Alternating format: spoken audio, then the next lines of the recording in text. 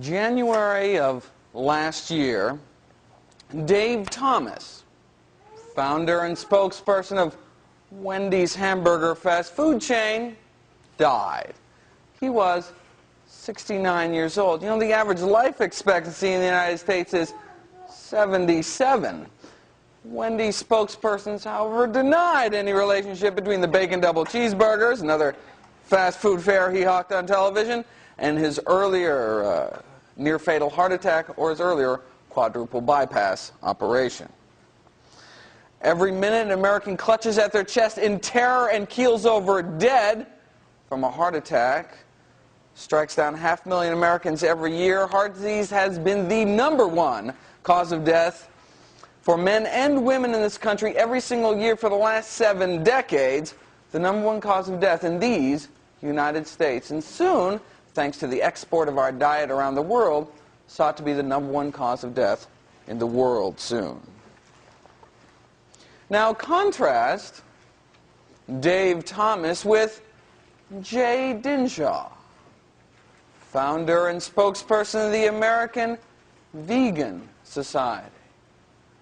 Just a tireless advocate for the animals, a true inspiration. But I never got to meet him because he died too, apparently of a heart attack. He was 66 years old. What? Died of a heart attack? How? Never ate a burger in his life. Raised vegetarian vegan for 40 years. Made me stop, gave me pause. Went, got my cholesterol checked, and wanted to head over to the medical library to see if there's anything new in the medical literature that could help me explain Jay's death. And last time I checked, we were doing pretty good. I mean, was Jay's death just a fluke? So this talk is a product of that review. I started by looking at mortality rates, comparing the death rates of meat eaters to vegetarians to vegans. Vegans are vegetarians that strive to exclude all animal products from their diet, including eggs and dairy, most often for animal suffering concerns. Well, if you look back at the vegetarian literature, you'll see all sorts of kind of circumstantial evidence based on kind of indirect guesses as to how we as vegetarians were doing. So you could point to research that said that, for example, those that ate lots of fruits and vegetables lived longer, and hey, we eat lots of fruits and vegetables. But it's not actually the same thing as following real live vegetarians and vegans. I mean, what we'd like someone to do is take a few thousand of us, follow us out for a few years, and kind of see how we do. Now, one could make guesses as to what one might find if someone did something like that. Take, say, our cholesterol levels, for example. We've known for over 50 years that vegetarians have much lower cholesterol levels than meat eaters. Based on those levels, vegetarians should have maybe half the heart disease mortality that meat eaters do, and vegans should have practically none. Right? But is that true? Again, we really didn't know.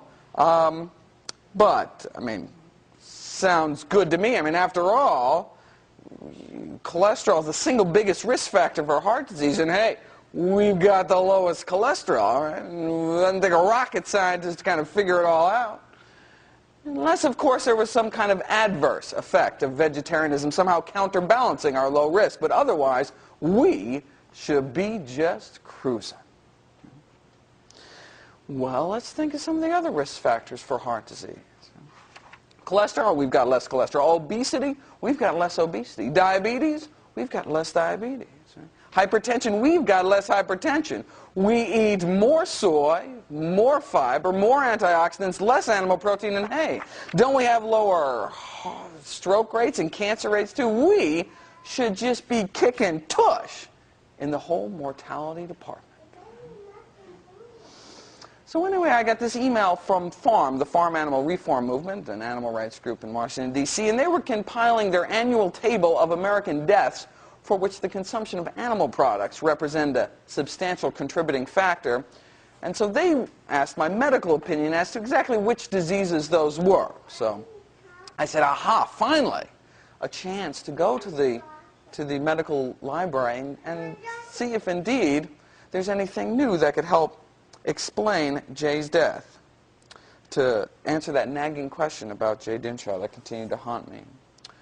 Now, whenever I take on a new research project, the first thing I do is look at the latest research, which is what I'd like to share with everyone today.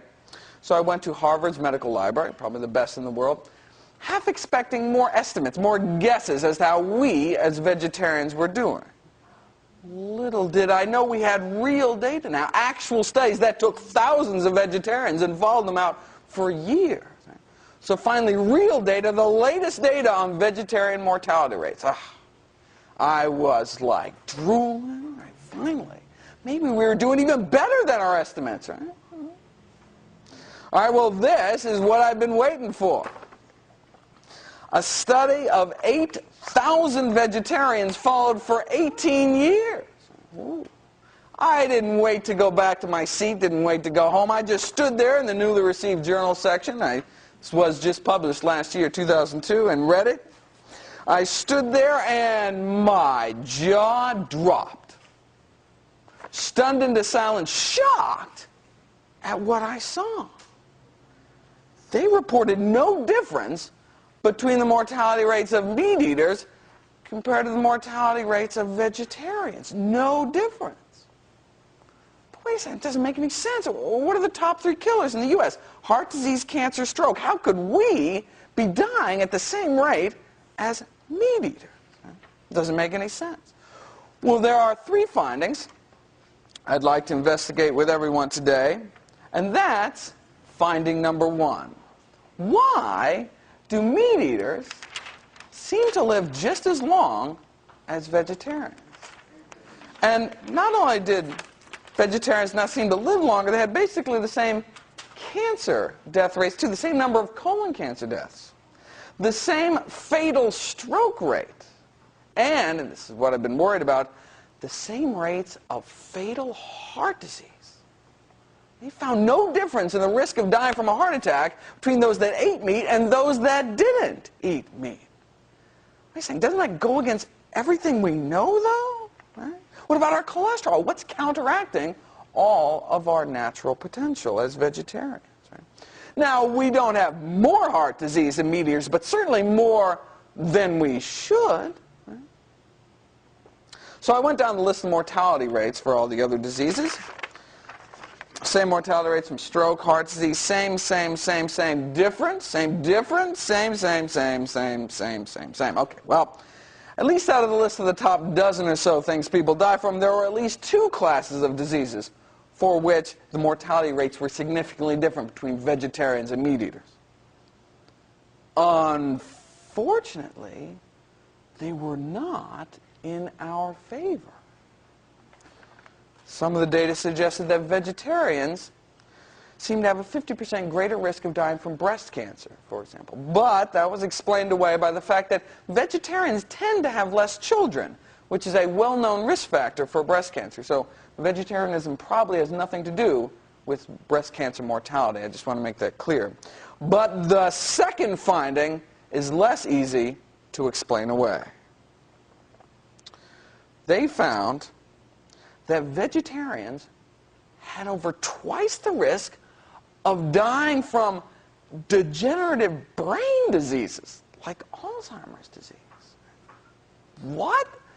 Well, first of all, the fact that the only 2 differences were more vegetarian deaths, that's upsetting in itself. But what's this about vegetarians having twice the risk of dying from mental and neurological disease? I mean, when I first saw this, I said, these have just got to be some kind of weird random flukes, right? Because it doesn't make any sense.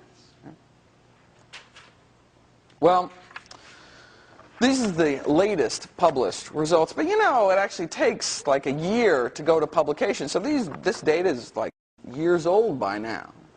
You know, every 5 years, all the experts on vegetarian nutrition get together and hold an international congress on vegetarian nutrition. And the last one was, just last year, April 2002. Hey. So is there anything new under the vegetarian sun? Yes, indeed. Preliminary results from a study released twice the size, 17,000 vegetarians. This so-called EPIC study out of Europe started in 1993, so we had been waiting almost 10 years for results to start trickling out. Well, last year, they trickled. Ready for the results? Once again, vegetarians had the same mortality rates as meat eaters, confirming the other study. Okay, but what about this? What about the brain disease thing? I mean, that has just got to be some kind of weird fluke. Sadly, no. There was only one significant difference this time between the mortality rates of vegetarians and meat eaters, and that was that vegetarians had a 50% greater risk of dying from brain disorders.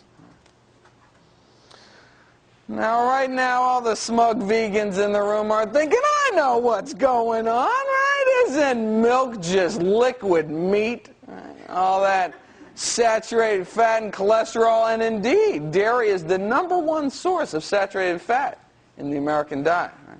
And aren't eggs like little cholesterol bombs? No wonder they're not doing so hot. Right? They're dragging down the average, right? Separate out the vegans, and then you'll see a little longevity, baby, you know? Well, unfortunately, neither of these two studies separated out the vegans. All right, so where can we turn? Well, this is the latest research, both published and unpublished. What about the best? Well, you know, the best research we have to date is probably this study, published in the American Journal of Clinical Nutrition, called Mortality in Vegetarians and Non-Vegetarians. And what these 12 researchers did was took all the biggest and best studies to date and kind of pooled all the data together. So they took a decade of mortality data from 28,000 vegetarians from Germany, the UK, and California, and found no survival advantage for vegetarians. What about vegans, though? We don't eat all that cheesy crap, and we have even lower cholesterol levels, right? Vegans didn't live any longer either. Same mortality rates as meat eaters. Wow, there must be something really working against vegans if we can die those kind of heart disease rates with such low cholesterol levels. Right? Now, this isn't the end-all, be-all. Though it had 28,000 vegetarians, it only had a few hundred vegans. This new EPIC study out of Europe has thousands of vegans who will soon become the best study on vegans in human history. Unfortunately, having seen some of the preliminary data and spoken to the principal investigators over there, there's no reason to suspect that the results will come out any different than what we see right here. And in fact, just last month, the results from the famous German Heidelberg study were released. 2,000 people followed for 21 years, and the vegetarians lived longer than the vegans. And those who ate meat on occasion outlasted them all. All right, before I go about exploring these findings, I would just like to throw up a third finding I'd like to investigate today, and throw up is right. Osteoporosis has reached epidemic levels in this country. 10 million Americans, particularly women, suffer from this disease. Now, if you compare the bone mineral density of vegetarians to meat eaters, it's about the same. Now, in some studies, the bone mineral density of vegans has not been as good, but you know, bone mineral density is only one indicator of bone health. What you also want to know is if someone's actually more likely to break something. So, hip fracture rate has been considered kind of like the gold standard in terms of an indicator for bone health.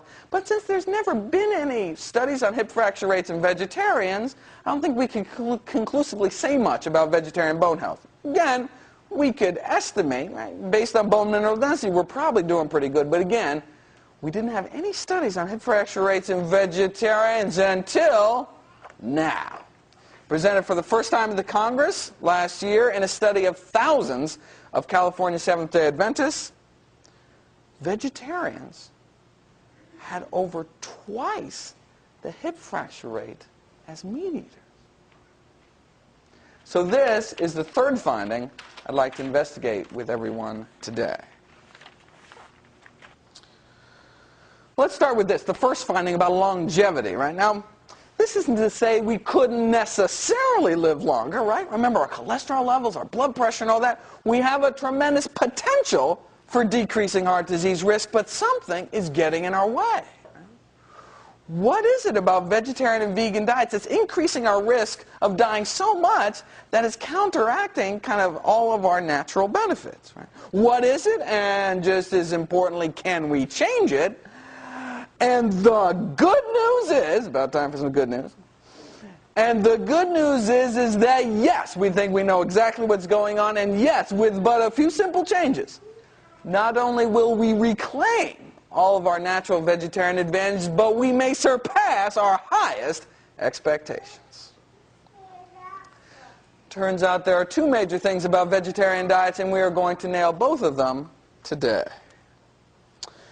As an aside, though, I mean, just because we don't seem to live longer, even as we are now with no changes, just because vegetarians don't seem to live longer doesn't mean they're not healthier. I mean, vegetarians do have lower rates of obesity, high blood pressure, diabetes, colon cancer, heart disease, appendicitis, the list goes on and on. So it still makes sense to go vegetarian, even if just for health reasons alone. So it still makes sense to go vegetarian, even if just for health reasons alone. But, you'd think with all that, we'd have some kind of survival advantage, right? What is it about vegetarian, and particularly vegan diets, that's increasing our risk so much, it's canceling out our potential? What are we lacking in our diets? What are we deficient in? Well, to begin our detective story quest, one might start thinking, well, what other risk factors are there besides, cholesterol, high blood pressure, diabetes, all that, because we're kicking tush in all those, right? Well, to answer that question, one might ask, well, what interventions have been shown to decrease heart disease risk, right? Not eating meat didn't seem to help much, so what has been shown to help? Well, if you take people who've already had a heart attack and therefore at high risk of having another one, and you put them on cholesterol-lowering drugs, their risk of subsequently having another heart attack and dying drops by about 20%. Right? Yeah, but for those at high risk minus 20% is still high risk. So then they gave people fish oil capsules, dropped their risk of subsequently dying by about 30%. Not bad, but let's just cut to the chase here. I mean, what's the best results anyone's ever gotten? Well, there was this one study in which heart disease mortality dropped over 70%. Cancer death rates were cut in half, too. What did they do? Researchers were sitting around one day in France looking at heart disease data, evidently something researchers do in France. They were looking at a graph of heart disease mortality versus cholesterol levels. And not surprisingly, the graph looked like this. Right? The more cholesterol you have in your blood, the higher your risk of dying from heart disease. We've known about this forever, right? So let's say this is data from the United States. Now, but when you did this exact same thing, but charted people who lived in the Mediterranean region of Europe, you got a different graph. You got this. Now, notice, same relationship, right? I mean, the more cholesterol you have in your blood, the higher your risk of dying from heart disease. But check this out. At the exact same cholesterol level, those living in southern Europe around the Mediterranean have much lower rates of heart disease. Well, that's kind of weird. So they said, what the heck? I say what the heck in French, but they took these 600 heart patients and put half of them on a Mediterranean diet and put the other half on a so-called American Heart Association strict prudent step 2 diet in what was to become known as the famous Lyon diet heart trial. After just 2 years, the survival benefit was so extreme in the Mediterranean group that they had to stop the study prematurely. An ethics committee came in and said it was just too unethical to keep feeding people the American Heart Association diet because there were so many more deaths in that group. And the results appeared quick, too, the survival advantage. After just 1 year, you could already see the results, whereas in those cholesterol-lowering drug trials, it took like 3 to 4 years to get that wimpy little 20% benefit. And now, after 2 years, 70% drop in cardiac mortality? Wow. All right, so researchers took blood from everyone, analyzed their diets, trying to find out what it was about this diet that had such a magical effect. So we have the Mediterranean group.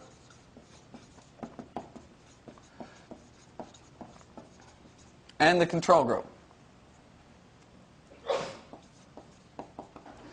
So well, the first thing they did was looked at cholesterol levels. And after all, cholesterol is the single biggest risk factor for heart disease, and found that after 2 years on this American Heart Association diet, their average cholesterol was 239. What's your cholesterol supposed to be? A lot less than that, absolutely. Whereas in the Mediterranean group, after 2 years on the Mediterranean diet, their average cholesterol was 239. Exactly the same. Wait a second, 70% less cardiac mortality and the exact same miserable cholesterol? What's going on? So they looked at everyone's diet. What were these people eating? Right? Was the Mediterranean group eating a lot more fish or something? Isn't that supposed to be good for your heart? Well, no. The Mediterranean group was not eating significantly more fish. What they were eating more of, they were eating more fruits, more vegetables, more beans, more whole grains, less meat. Well, you know, wait a second. We do that. We don't have 70% less cardiac mortality. What's the deal? Well, digging a little deeper, they think they found the deal. One of the most significant differences between the Mediterranean group and the control group was what's called an omega-6 to omega-3 ratio. The omega-6 to omega-3 ratio of the control group was 20, and the Mediterranean group, it was 4. All right, well, what's an omega-6, what's an omega-3, and why does the ratio make any difference? Well, fats and oils are made up of constituents called fatty acids.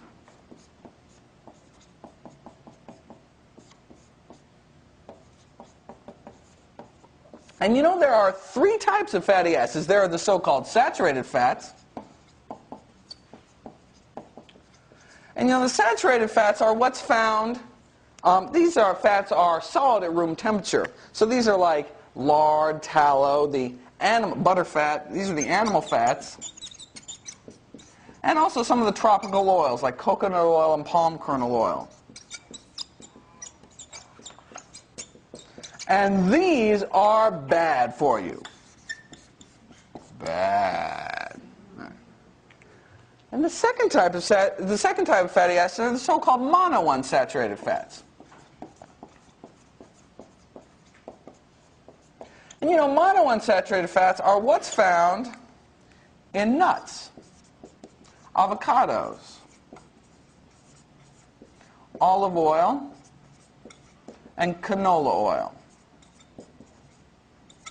And these are liquid at room temperature, kind of semi-solid in the fridge. You know, your olive oil gets a little semi-solid in the fridge. And then the third type are the so-called polyunsaturated fatty acids. These are liquid at both room temperature and in the fridge.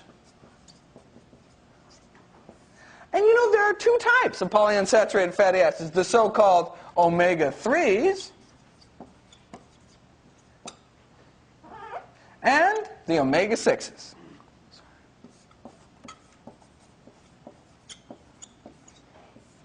Omega-3s are found in dark leafy greens, walnuts, hemp seeds, flax seeds, and flaxseed oil. Omega-6s, on the other hand, are found predominantly in cottonseed oil, corn oil, safflower oil, and sunflower oil.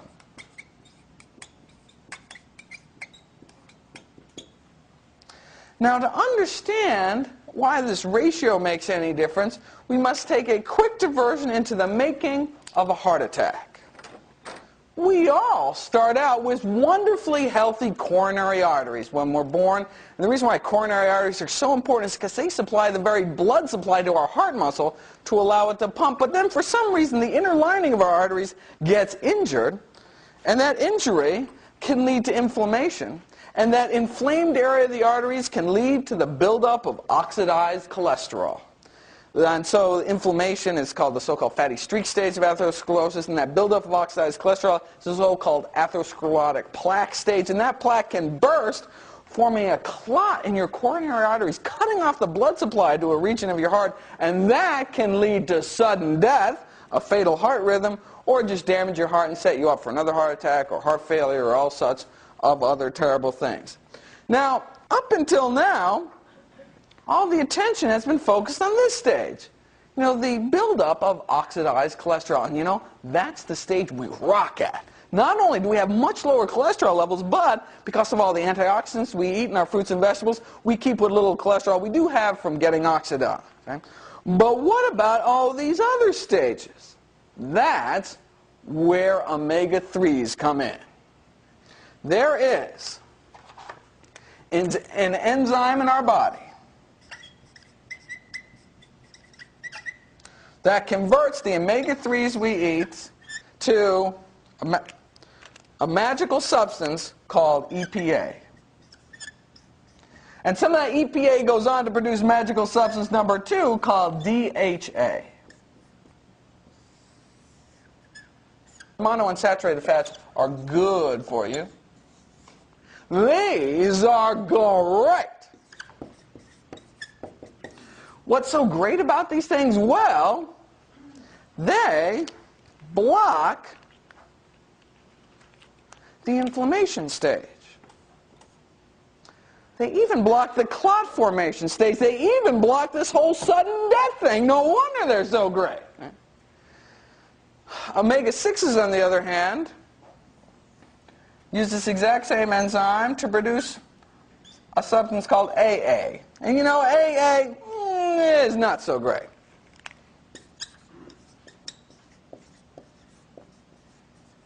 But you know, we need both of these in our diet, omega-3s and omega-6s, because these are the so-called essential fatty acids, meaning our bodies can't make them, we need to take them into our diets.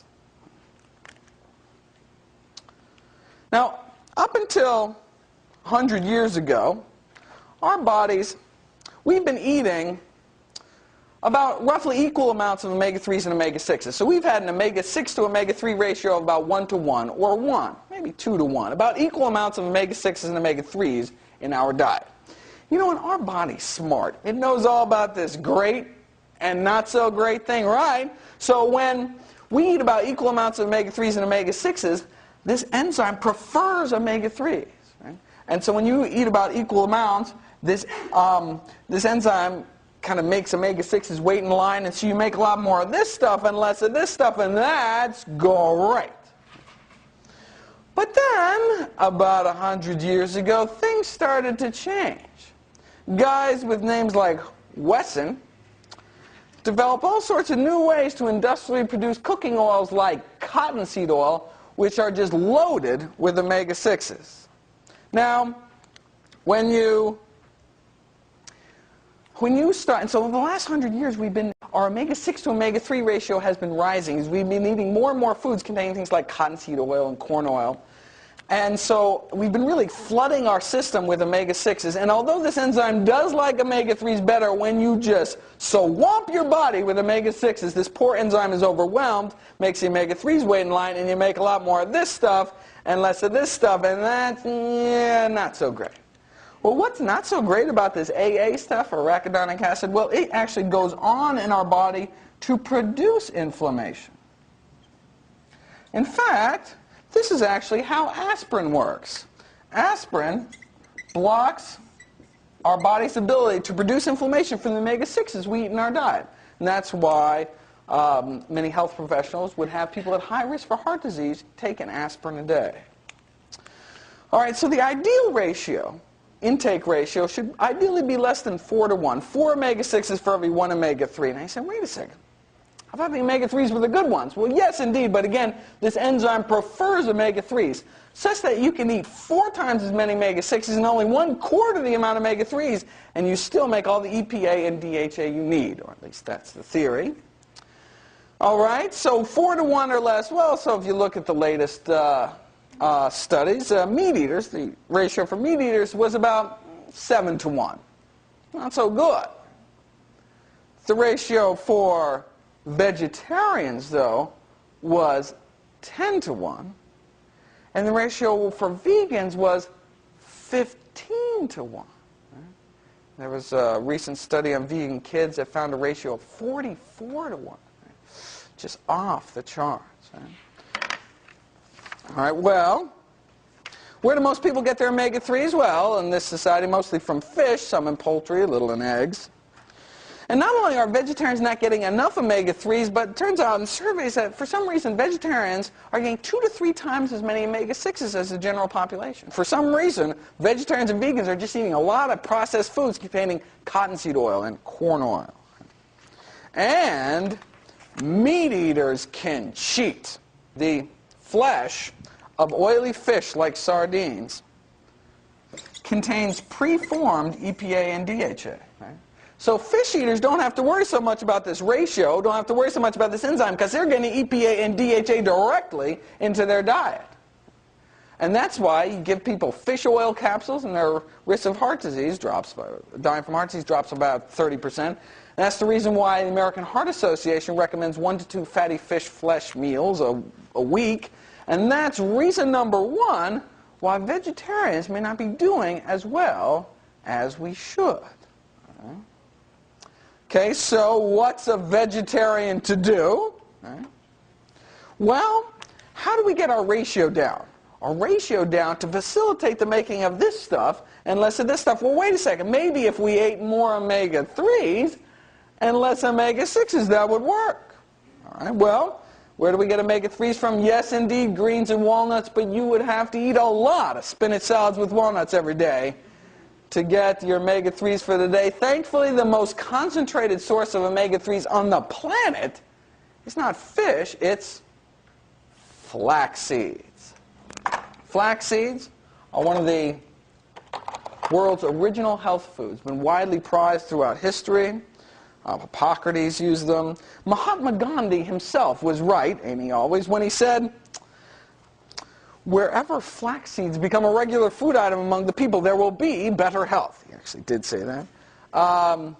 For more up-to-date reference, the alternative medicine guru, Dr. Andrew Weil, has stated that if you just make a single change to your diet, if you can just make one change to your diet, it should be to add flax seeds to your diet. All right? So, well, how do you eat them? Well, you go to your natural food store like Green Star Co-op.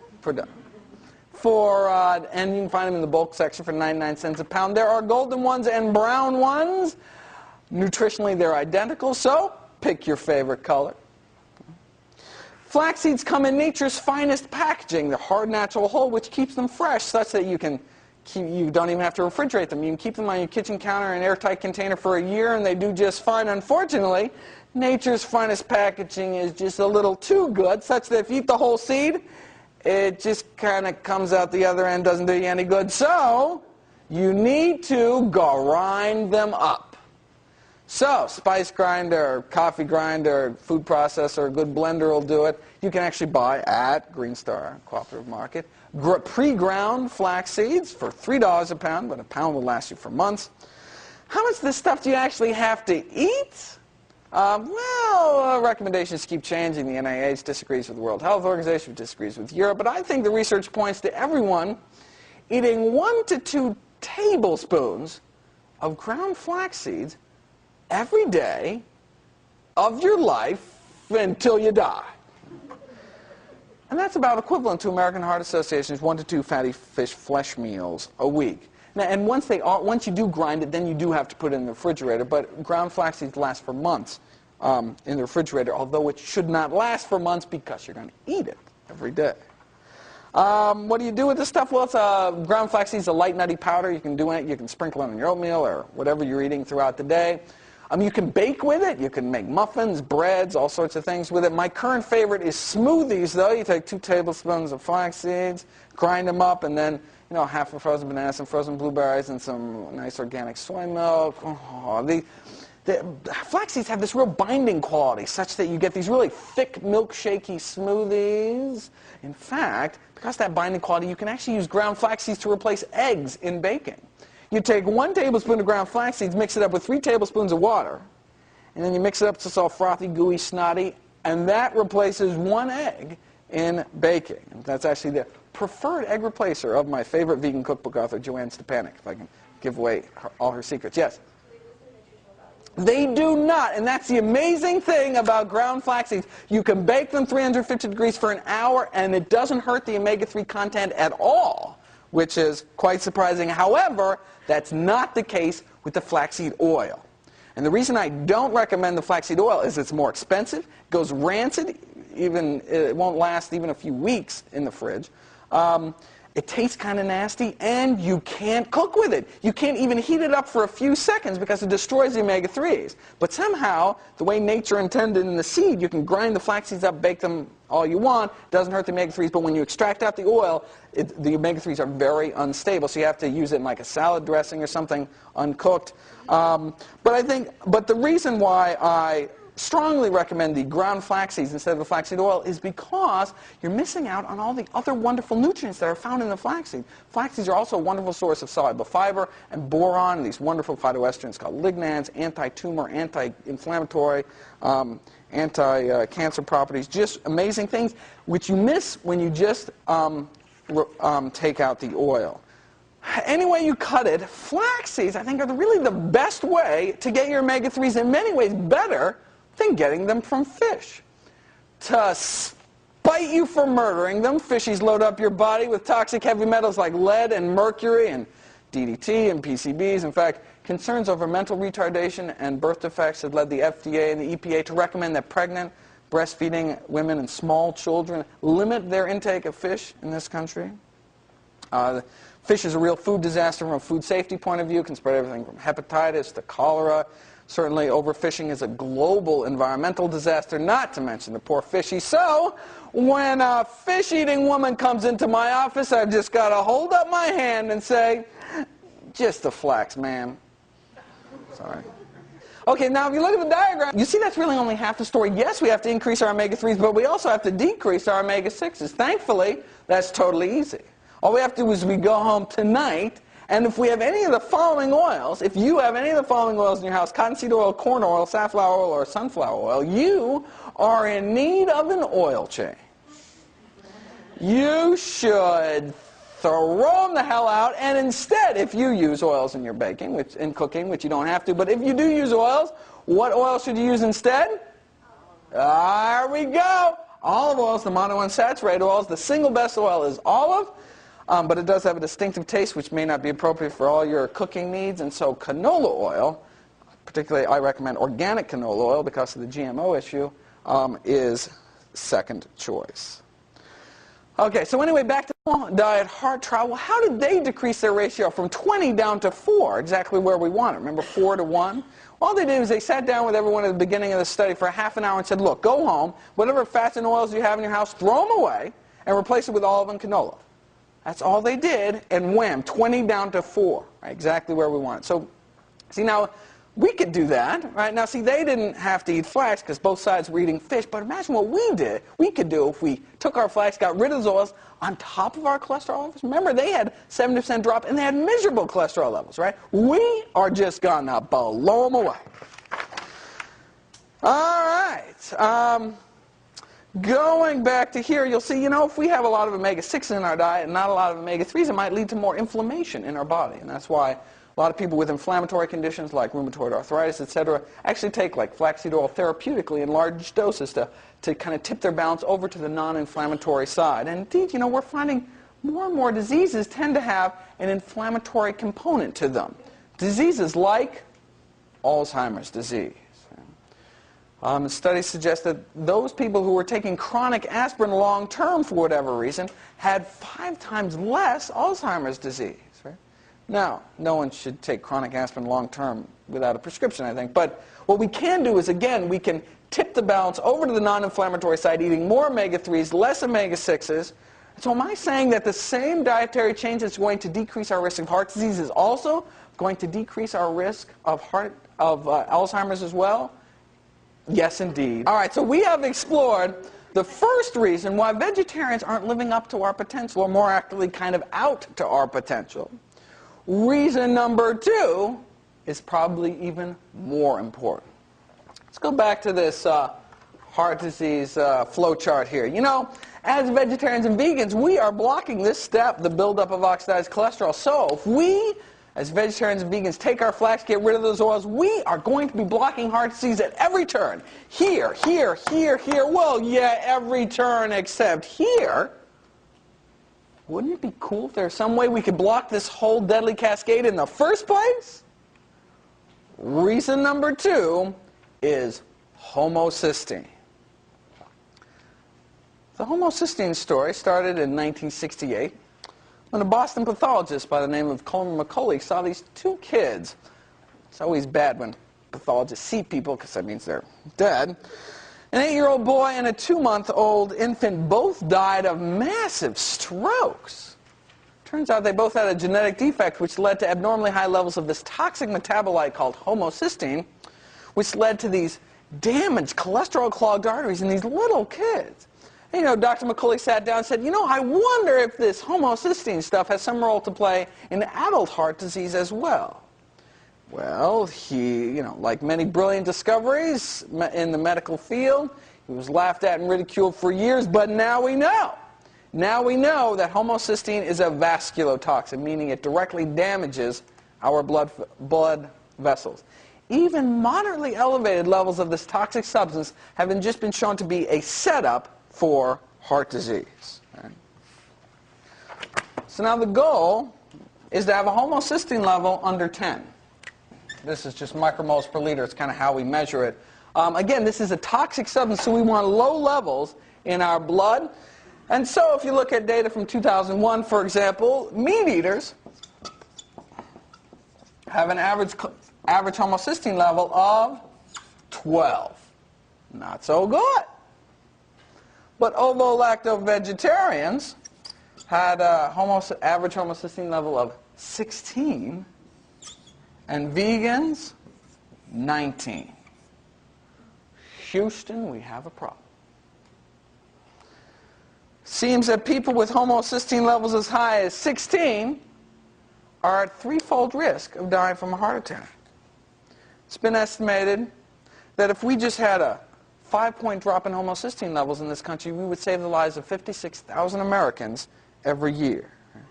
And as bad as vegetarians have it, there seems to be an epidemic of this so-called hyperhomocysteinemia, or too much homocysteine in the blood of vegans.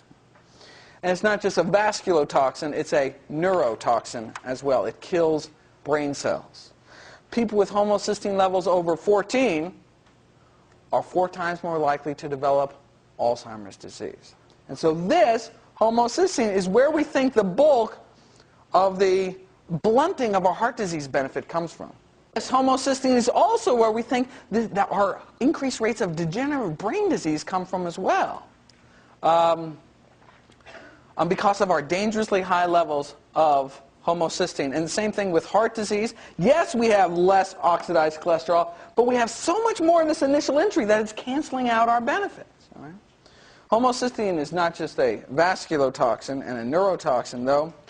It's been linked to stroke risk, age-related hearing loss, birth defects, miscarriages, blood clots, cognitive decline, depression. The list goes on. And you know, this is data from 2001. We've got new data now. 2002, a new study came out. You know, meat eaters were stuck up at 12.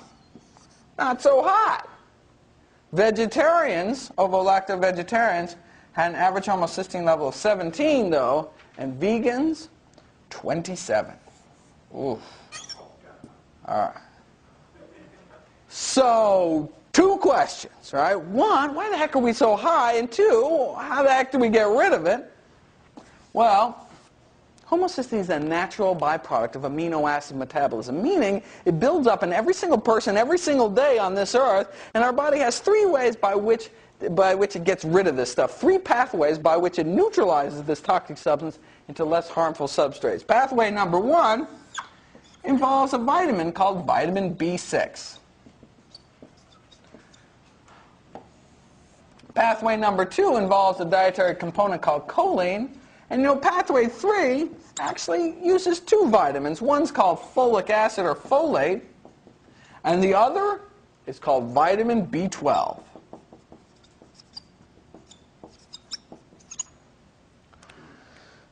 Pretty much everyone gets enough vitamin B6. It's found widely through animal and plant foods. Same thing with choline, found widely through the animal and plant kingdom. But folate is found almost exclusively in plant foods, and this vitamin B12, as many of you know, is found almost exclusively in animal-derived foods. This, folate, is the reason why meat eaters are stuck up at 12, right? They're just not eating enough fruits and vegetables, not getting enough folic acid. But this, vitamin B12, is the reason we have such terrible rates of hyperhomocystinemia, or we have such dangerous levels of homocysteine. More and more evidence is accumulating that we, vegetarians and vegans, are just not getting enough vitamin B12 to adequately lower our homocysteine levels. And it turns out for vegans, some vegans aren't even getting enough B12 to avoid the classic B12 deficiency disease. Right? It used to be thought, you don't need to worry about your B12 because you need so little, and it's kind of on everything, and you store it up for years. What's the big deal? Severe irreversible brain damage. That's the big deal. Well, what about herbivores like gorillas, right? They don't take no B12. They seem to be doing pretty good. Well, they also eat bugs, dirt, and feces. If you also want to eat bugs, dirt, you may also not have to worry about your B12. But if, for whatever reason, you choose not to, you need to get your B12. Contrary to popular vegan myth, clinical B12 deficiency, meaning symptomatic B12 deficiency, is not uncommon. And I will spare you the gruesome scare stories of the vegans that have died, went blind, were paralyzed because of not enough B12. And do we want articles in the medical literature published with titles like subacute combined degeneration of the spinal cord in a 14-year-old due to a strict vegan diet? This poor vegan kid in Philly got paralyzed, right? Even one of these is way too many, right? So the evidence is perfectly clear. You either eat B12 fortified foods or take B12 supplements. Right? I don't need fortified foods there, partner, because I get all the B12 I need from fermented foods like tempeh and miso and sea vegetables. No, you don't. It used to be thought that lots of plant foods had B12 in it, but actually we were using a faulty test. We were using a test that didn't differentiate between active B12 and these so-called inactive B12 analogs, which look like B12 to the test, but actually unusable by our body. So it actually, if we do take in these B12 analogs, it may actually kind of clog up our B12 machinery and act as anti-B12. Wait a second, can't I just go into my organic backyard garden and kind of pull up a carrot, not scrub all the dirt off? If I may turn your attention to one of the most prestigious sources of vegetarian nutrition knowledge, the Vegetarian Nutrition and Health Letter out of Loma Linda University, March 2002, they had a great article called The 10 Most Common Myths About Vegetarian Diets, and myth number one was, drumroll please, vegetables grown in B12-rich soil can meet vitamin B12 needs. It's a myth. It's not true. Okay, so I'll get into the nitty-gritty exactly how we should get our B12 in just one moment. I cannot help but mention one last study. The results from a really landmark study were released last year at the Congress by this Australian researcher who took all these vegetarians who had low B12 levels and had them fill out a well-being questionnaire, kind of how you're feeling, how you're doing, what's your mood, and then gave them B12 for a couple months, and then had them come back, fill out the survey again, and found that those whose B12 levels rose had highly significant improvements in well-being compared to like the sugar pill group. Right? So, and they felt better. They just had more reserve energy. In fact, my favorite anecdote is from Alex Hersheft. He's the president of Farm, founded Meat Out Day, president of the Animal Rights Conferences. He told me he was feeling tired and sluggish. Then he took his B12 and it was like wham, in his words, quote, "The effect was almost immediate and remarkable. My stamina and energy level are up and I feel middle-aged again instead of a tired old man." So take your B12. Odds are you'll feel better. Right? Your homocysteine levels will go down and you'll reduce your risk of getting paralyzed, demented, and dead. All for just pennies a day. You cannot get too much B12. You just kind of get expensive urine. So you cannot take too much B12. Now, your body can only absorb a certain amount, so you can't just go a couple months and take a whole bottle, right? But you need a regular, reliable source. But no, you cannot get too much B12. You just kind of excrete it out. And no, in fact, pregnant women really need to get B12 because they're getting B12 for 2. What about lacto-ovos? Well, ovo-lacto-vegetarians, those who eat eggs and dairy regularly, probably get enough B12 to avoid the outright B12 deficiency disease, but aren't getting enough B12 to adequately lower their homocysteine levels. It's kind of like vitamin C and scurvy. To avoid scurvy, the vitamin C deficiency disease, you just need like 6 milligrams of vitamin C a day. It's like nothing, right? Now, but if you actually want a functioning immune system and all the other wonderful things that vitamin C in foods does, well, you need it like 10 times that, like 60 or 100 milligrams a day. See, that which you need to avoid deficiency is not necessarily what you need for optimum health. The same thing with vitamin B12. About 25% of all ovo-lacto-vegetarians have a functional B12 deficiency, meaning their homocysteine levels are just too high. And that figure may be more like 80% for vegans who've been vegan for 2 or more years. So B12 deficiency is actually not uncommon at all in the vegetarian community, but it needn't be so. Right? Nothing's written in stone. All we need to do is get our B12. And the studies have already been published. You take a whole bunch of vegetarians and vegans, you give them B12, and wham! Their homocysteine levels drop like a rock down to 8. Not up at 12? No. The only reason the meat eaters are stuck up at 12 is because they're not eating enough fruits and vegetables, right? But we can take advantage of our folate intake, right? And as soon as we get our B12, wham, down to 8, down into the safety zone. Right. And meat eaters are catching on. This, in a recent study called Vegan Diet-Based Lifestyle Program Rapidly Lowers Homocysteine Levels. They took these vegans, they took these meat eaters, put them on a vegan diet for 1 week.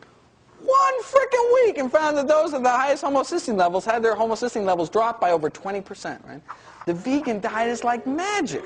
But now these were meat eaters, so they're like B12 coming out their ears, right? I mean, but all they needed was some fruits and vegetables to bring their homocysteine levels down. But imagine what we could do. We get our flax, get rid of those oils, take our B12, on top of our cholesterol levels, our blood pressure and all that, we are just going to walk all over. All right. So what we need to do to fight homocysteine, vitamin B12 in B12 fortified foods or supplements. If you want to do supplements, there's kind of 2 ways you can do them, weekly or daily. Probably the simplest method is to chew up 1 B12 tablet containing 2,000 micrograms or more once a week. So you can go down to Green Star Co-op and get these 5,000 microgram tablets. And so you can cut them in half and just take 1/2 of one of those pills once a week. Share a bottle with your friends. Comes out to be about $5 a year. Pick a day of the week. You know, I know my B12 day is Monday. I know every Monday I got to update the Mad Cow page, take my B12. You know, it's kind of part of my life. You know, that's what. B12 is indeed water soluble. So it just stays, you can take it once in a week and that's enough? You can, if you take high enough doses, you can take once a week because your liver actually stores it up. Although you can certainly, if you don't like to take, if it's hard for you to remember to take something once a week, and rather get in the habit of taking something once a day, then you have to take much less, 100 micrograms once a day. So if you have a multivitamin or something you take once a day, you should check to see if it has 100 micrograms or more of vitamin B12. And all B12, thank you for that question, all B12 in supplements and fortified foods is vegan. It's bacteria derived. It's all, they just put it in a stainless steel tank. None of it is animal derived. It's just too expensive. So having said that, some of the other filler ingredients might not be vegetarian. It might have gelatin in the capsule or something. But the B12 itself is vegan. All right. Now, for those of you who don't like taking supplements, well, you can get all the vitamin B12 you need by eating B12 fortified foods. The only thing you have to remember is if you rely exclusively on B12 fortified foods, you need to get at least 2 servings a day, separated by like 6 hours. So if in the morning you have a cup of B12 fortified soy milk, then, in the afternoon or evening you can have something else with B12, like a teaspoon of the Red Star Vegetarian Support Formula nutritional yeast, or a lot of the fake meats and rice milks and soy milks and breakfast cereals, cornflakes, Raisin Bran, grape nuts. They all have vitamin B12 in them. You just have to read your labels. What about ovo-lactose? How much B12 is in eggs and dairy? Well, you would have to eat like 5 eggs a day or 3 glasses of milk. That's an awful lot of saturated fat and cholesterol. Certainly would not recommend that. Okay. I don't seem to have those. Did you give me a stack of? Oh, there they are back here. I don't seem to have time to cover some of the other things like osteoporosis or chromium, copper, iron, iodine, magnesium, riboflavin, selenium, or zinc. So I typed up all my cut-to-the-chase recommendations, and we will pass them out as we speak and run through them before I conclude and take questions. All right, that will be, as that's going around the room, Dr. Michael Clapper, in part based on his vegan health study, describes the status of minerals in the diets of many vegetarians and vegans as underappreciated, underconsumed, and underabsorbed. Right? If you'd like to read what Dr. Clapper says about the mineral status, our mineral status, I encourage everyone to read this very important article, which is found online on the bottom of that. You'll see it on your handout when you get it. Or, of course, if you don't have internet access, you can use the library, although it's probably only open for about 2 minutes. We'll hear the ding. Or you can, of course, read it up here. I have its copy up here. All right, almost everyone have it. Let's start at the top here. Vitamin B12 and omega-3s. We talked about that. Fortunately, I didn't get to talk about all this juicy stuff about DHA. Suffice to say, if you are even contemplating getting pregnant or are diabetic, you should take 300 milligrams of DHA every day, such that your baby gets it from months before, ideally months before conception, throughout weaning. And there are vegan sources in veggie caps available. It may actually be reasonable for all non-fish eaters to take DHA. It is an unanswered research question at this point. That is in addition to flaxseed for diabetics and pregnant and breastfeeding moms. Yes, indeed. And may be appropriate for everyone. That's an unanswered question. Next, everyone have the copy? Get your vitamin D. Major study published in the American Journal of Clinical Nutrition last summer found, quote, irrefutable evidence that vitamin D deficiency is a major unrecognized epidemic in the United States. Right? Wait a second, isn't it just a sunshine vitamin? Can't you go out and just get a little sunshine? Not in Ithaca, not during the winter. Unfortunately, during the months of January and February, the sun's rays at this latitude are at such an angle that no matter how long you sunbathe naked here in Ithaca during January and February, you are just not going to make enough vitamin D, so you need to get it into your diet. One can actually get an entire day's supply naturally in a few mushrooms. Shiitake mushrooms and chanterelle mushrooms actually have natural vitamin D in them, but you have to eat like a dozen mushrooms a day. Certainly there's a lot of vitamin D fortified foods like the soy milks and rice milks and other motherless milks out there, as well as fortified breakfast cereals may come in handy here. And if you're not pasty white or don't want to die of skin cancer, so correctly use sunscreen, or you're young, or you're old, or if you own a cable modem, or don't get outside for whatever reason, you may want to take vitamin D in your diet year-round and not just during the winter. Okay. And so for vitamin D, the current recommendation is 200 international units a day for up to age 50, 450 to 70, and over age 70, 600 international units, although all of those are probably going up. So probably everyone needs a minimum of 400 international units, although the Institute of Medicine hasn't ruled on that yet. All right, next, 700 to 1,000 milligrams a day of calcium? Wait a second. I thought we didn't eat all that calcium because we don't eat all that calcium-leaching animal protein, right? Well, if I may point you back to the 10 most common myths about vegetarian diets, and this article is a full text online. You can see it, the URL is on the bottom of that handout. And myth number 2 is vegetarians need less calcium than meat eaters. It's a myth.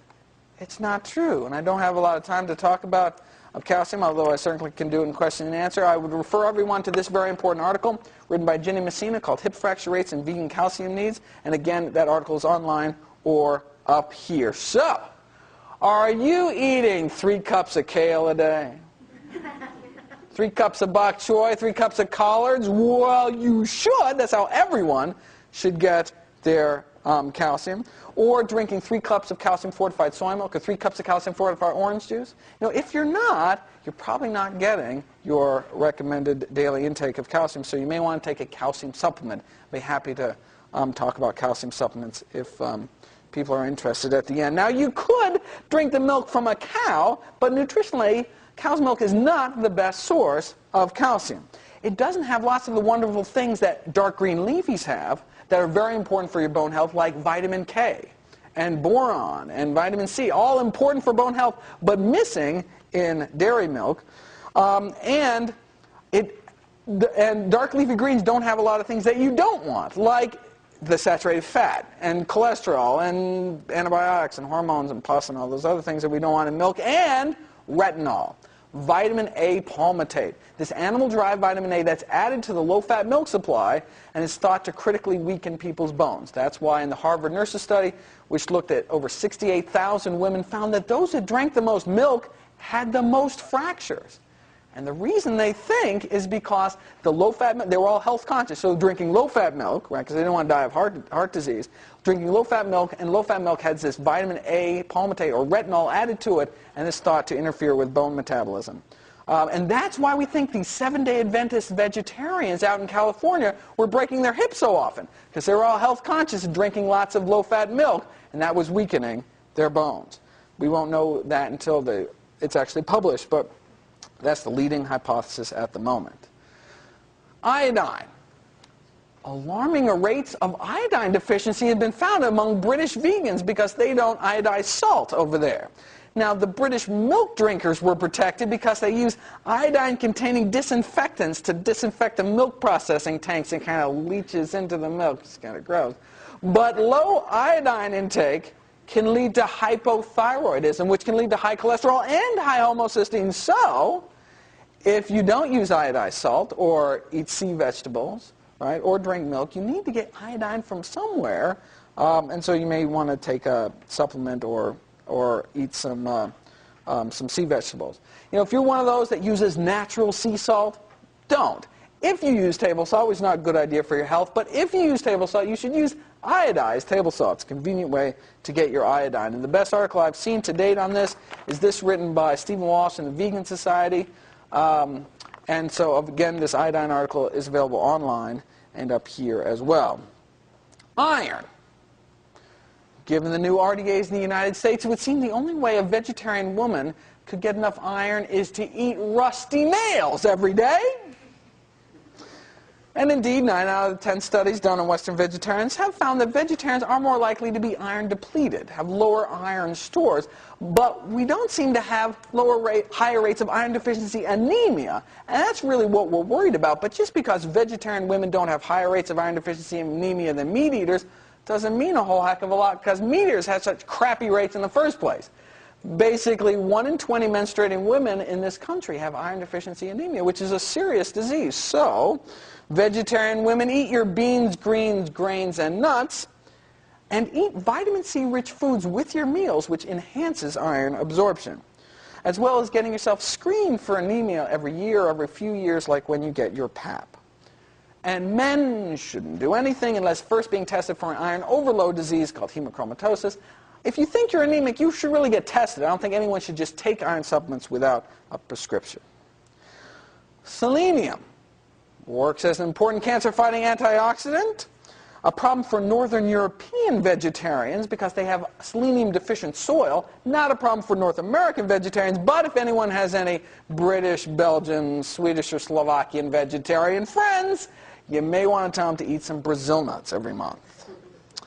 All right, not a day should go by without everyone eating greens, beans, nuts, whole grains, and fresh fruit. All right, so what's so good about greens?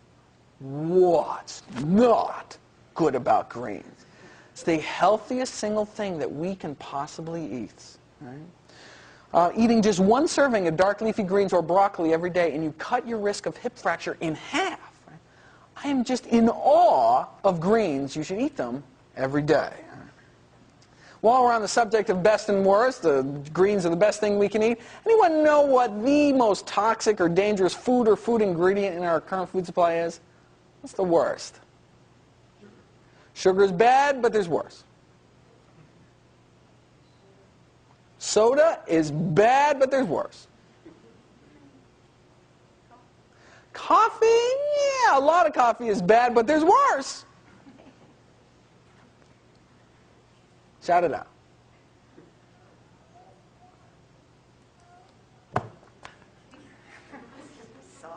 Salt's not good, but there's worse. Saturated fat is bad, right? Bad, but there's worse. White flour is bad, but there's worse. Corn oil is no good for you, but there's worse. This cannot be the first audience. I've been on the road 11 months. Come on. Not the... You want to breathe? All right. What?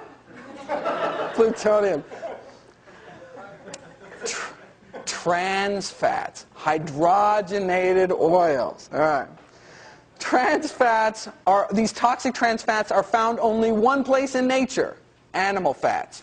All animal fats contain these toxic trans fats. But thanks to better living through chemistry, the food industry found a way to synthetically create these toxic fats by hardening vegetable oil in a process called hydrogenation, which rearranges their atoms and makes them act more like animal fats.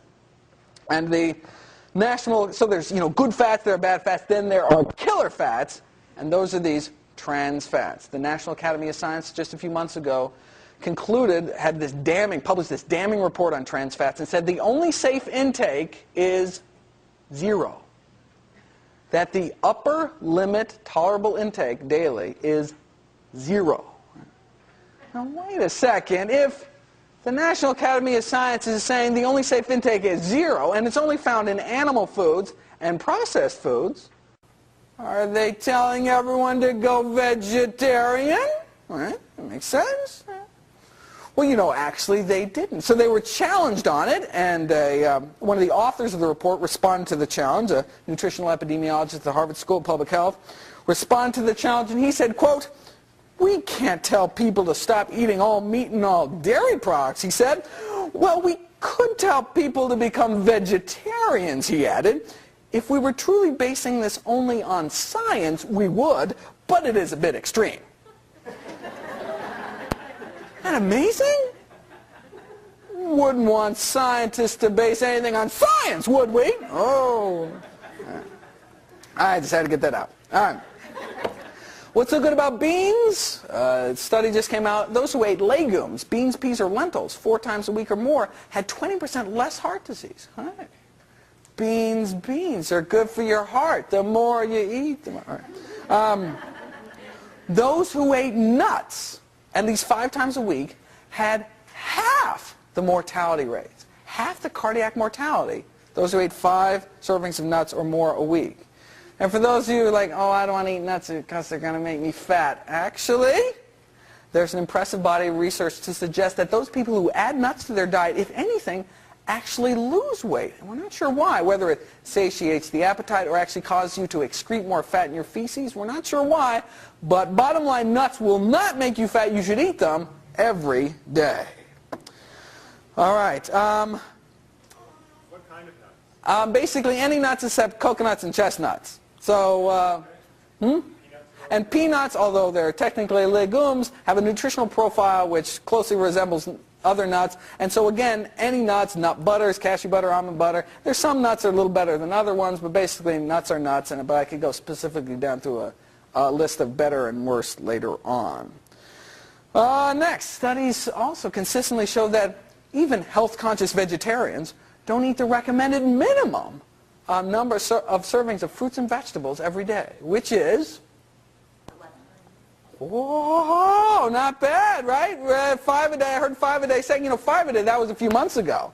But the front row knows, right? The National Cancer Institute just a few months upped it to 9 a day, minimum, right? 9. So you thought you weren't doing so good before, now you're really behind, right? That's minimum. So 9 a day, 10 a day, 12 a day, as many fruits and vegetables as you can possibly stuff in your face. All right. Next, drink lots of water. No, seriously. Seventh-day Adventist study presented to Congress last year. Vegetarian or not, those that drank 5 glasses of water every day had half the cardiac mortality, half the fatal stroke rate. What? You don't eat meat, nothing happens. If you eat some nuts, drink some water, you have your mortality rates? Absolutely amazing, right? While we're on the subject, is there anything else I can just kind of down and dirty have your mortality rate? Well, in the German vegan study, for example, they found out that those who were, quote unquote, who, surprise, surprise, physically active, had half the mortality rates of those couch potatoes or computer potatoes or whatever the case may be. And maybe get your cholesterol checked. Who knows what your cholesterol is? Oh, everybody should know what their cholesterol is. The current recommendation is everyone starting at age 20 should get their cholesterol checked and get it rechecked every 5 years. And quit smoking. Cigarettes slice at least like 8 years off your life. All right, last but not least, Z is for zinc. I didn't mention anything specifically about zinc on there because, once again, greens, beans, nuts, and whole grains to the rescue. Vegetarians, though, are prone to low-body zinc pools, however. Inadequate zinc intake can impair one's immunity, impair one's taste sensation, and impair one's appetite. Serious deficiency can lead to growth stunting or small testicles. No one's actually gone around and measured the size of vegetarian testicles, but there was a taste acuity study that found that vegetarians couldn't taste as well as meat eaters. Now, I've kissed a few, and I think vegetarians taste pretty good. But, no, indeed, we should think about zinc. And while I'm being risque, especially men, since we lose like 20% of our RDA for zinc in every seminal emission, that's a good half cup of nuts right there. So, I'm serious. Beans, particularly sprouted or fermented, like tempeh and miso. Nuts and seeds, again, dry roasted or sprouted, are good sources. And again, fortified breakfast cereals may come in handy here as well. All right. My final words. When I first learned about this stuff, my first thought was like, it just doesn't seem natural, right? All these pills and weird oils and stuff. I mean, like, when human beings were evolving, they didn't take no calcium supplements, right? Well, I looked at that. I mean, they certainly weren't getting it from milk. Prehistoric peoples got all the calcium they needed from eating wild plants, like nettles, which are just loaded with calcium. It's estimated that prehistoric peoples got 2,000 milligrams of calcium every single day eating wild plants, right? That's 3 times what milk drinkers get in this country, right? But we just don't eat those kind of plants anymore because of the way we live in our modern world, right? And cavemans didn't have to take no flax, right? Well, again, that's because their ratio was 1-to-1. There's no such thing as trans fats, no such thing as cottonseed oil, right? And, interestingly, many of the wild plants have higher omega-3 contents than the cultivated ones. So, for example, purslane, the most common plant in the world, is dug up here as a weed, but everywhere else they eat it because it's so good for you, is one of the highest plant omega-3 contents in the world. But we don't eat weeds anymore. We eat iceberg lettuce, right? And they didn't have to take no vitamin D. Right? That's because they lived and worked outside. That's because they could work outside because there wasn't a big hole in the ozone layer. There weren't these smog-ridden cities and all that, And they didn't have to take no B12. We used to be able to get all the B12 we needed from the water we drank, drinking out of a mountain stream or well water, But we don't get a lot of B12 anymore in our water because we chlorinate our water supply to kill off all the bacteria, right? So we don't get a lot of vitamin B12 in our water anymore. We don't get a lot of cholera either, right? So that's a good thing, right? But the bottom line is that we live in an unnatural world, which is compromising our health, compromising our vegetarian potential. But we can reclaim that potential with but a few simple changes and live a long life in optimum health. Thank you.